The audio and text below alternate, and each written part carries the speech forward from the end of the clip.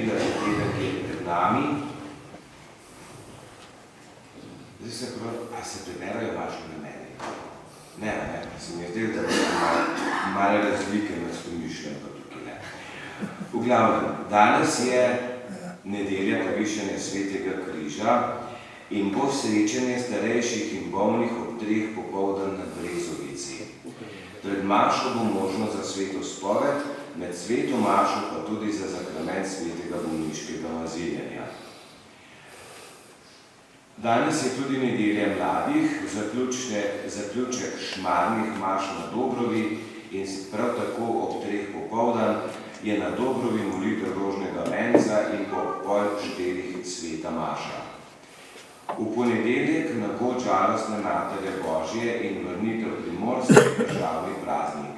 Sveta maša bo zvečer ob 7 v kapeli na Logu, po maši pa bo ob 7:30 odprtje razstave arhivskih fotografij o slovenskih beguncih v Avstriji po letu 1945.